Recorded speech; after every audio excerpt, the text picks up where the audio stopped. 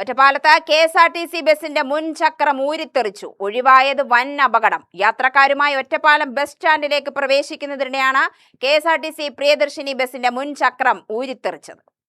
പാലക്കാട് നിന്ന് ഗുരുവായൂരിലേക്ക് സർവീസ് നടത്തുകയായിരുന്ന ബസിന്റെ ഇടതുവശത്തെ മുൻ ചക്രമാണ് യാത്രക്കിടെ ഊരിത്തെറിച്ചത്.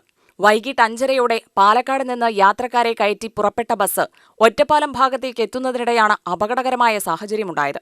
ബസ് ഒറ്റപ്പാലം ബസ് സ്റ്റാൻഡിലേക്ക് കയറുന്നതിനിടെയാണ് മുൻഭാഗത്തെ ഇടത് ചക്രം പെട്ടെന്ന് ഊരിത്തെറിച്ചത്. ചക്രം ഊരിത്തെറിച്ചതോടെ ഡ്രൈവർ ഉടൻ ബസ് നിയന്ത്രിച്ച് റോഡരികിലേക്ക് മാറ്റി നിർത്തുകയായിരുന്നു. ഇതോടെ വലിയ അപകടമാണ് ഒഴിവായത്. ബസ്സിൽ 60ഓളം യാത്രക്കാരുണ്ടായിരുന്നതായാണ് വിവരം.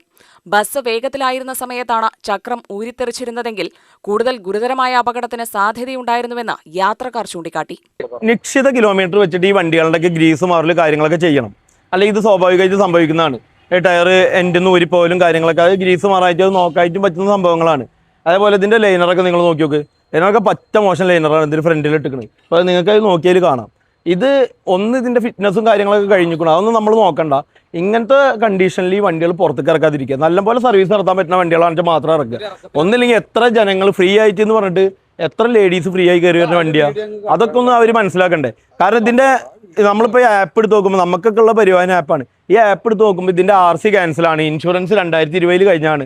ഒരു സാധാരണക്കാരൻ എന്നുള്ള നിലയ്ക്ക് നമ്മളിത് പ്രതികരിക്കാൻ നിൽക്കും. അപ്പോൾ അതിനൊന്നും നിൽക്കേണ്ട. ഇത് ഇങ്ങനത്തെ വണ്ടികളൊക്കെ വരുമ്പോഴാണ് നമ്മൾ പ്രതിഷേധവും കാര്യങ്ങളൊക്കെ വെക്കുക. ഒന്നില്ലെങ്കിൽ ഇത് കോർപ്പറേഷൻ കാശ് വാങ്ങിയിട്ട് യാത്രക്കാരെ കൊണ്ടുപോയിട്ട് നല്ലപോലെ വണ്ടികൾ മെയിൻ്റെനൻസ് ചെയ്ത് കൊണ്ടുപോകുക. ഇതിപ്പോൾ നമ്മളൊക്കെ എത്ര ആൾക്കാരുടെ ജീവൻ പോവും. ഏട്ടനൊന്നും ആലോചിച്ച് നോക്കുക. ഇത് ഈ വണ്ടി അവിടുന്ന് വരുന്ന വഴിക്ക് ഇതിപ്പോൾ ഈ തിരിഞ്ഞു വരുന്ന സ്റ്റാൻഡിലേക്ക് തിരിഞ്ഞു വരുന്ന ഭാഗമായതുകൊണ്ട് ഇവർ സ്ലോ ചെയ്തിട്ടാണ് തിരിഞ്ഞു വരുള്ളൂ. 5 കിലോമീറ്റർ സ്പീഡിലാണ് ബസ് സ്റ്റാൻഡിൽ വണ്ടി ഓടിക്കാൻ പാടുള്ളൂ. അതുകൊണ്ട് തിരിഞ്ഞു വരിക എന്ന് വിചാരിക്കാം. അല്ലെങ്കിൽ മുമ്പിൽ വണ്ടി ഉള്ളതുകൊണ്ട് അത്രയും മെല്ലെ വന്നുകൊണ്ടാണ് ഇത് ഇത്ര ഒരു അപകടം ഒരാൾക്കൊന്നും പറ്റാതിരുന്നത്. ഈ സാധനം മെയിൻ റോഡിൽ ഇവർ മറ്റ് വണ്ടികളായിട്ട് കോമ്പറ്റീഷൻ ചെയ്ത് വരുന്ന സമയത്തോ അല്ലെങ്കിൽ റോഡിൽ ഒരു 50 കിലോമീറ്റർ സ്പീഡിൽ വരുന്നിട്ടുണ്ടല്ലോ, ആ ഫ്രണ്ടിലിരിക്കുന്ന മിക്ക യാത്രക്കാരും അത്രയും വലിയ അപകടം സംഭവിക്കാതെ. ബസിന്റെ മുൻഭാഗത്തെ സബ് ആക്സിലിനുണ്ടായ തകരാറാണ് ചക്രം ഊരിത്തെറിക്കാൻ കാരണമെന്നാണ് ഡ്രൈവർ പ്രതികരിച്ചത്. സ്റ്റാൻഡിലേക്ക് തിരിയണോടുകൂടിയിട്ട് പെട്ടെന്ന് ചക്രം ഊരി വീണു. അപ്പൊ തന്നെ വണ്ടി സൈഡാക്കി. മുന്നെന്തെങ്കിലും ബുദ്ധിമുട്ട് അങ്ങനെ എന്തെങ്കിലും തോന്നിയില്ല? ഇല്ല.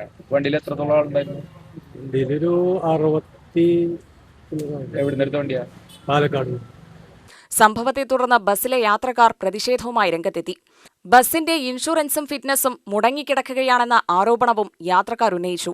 യാത്രക്കാരുടെ സുരക്ഷയുറപ്പാക്കേണ്ട KSRTC ബസ്സുകളുടെ യാന്ത്രികക്ഷമതയും രേഖകളുടെ സാധുതയും സംബന്ധിച്ച് കൃത്യമായ പരിശോധന നടത്തണമെന്നാണ് യാത്രക്കാരുടെ ആവശ്യം. UTV news, Palakkad.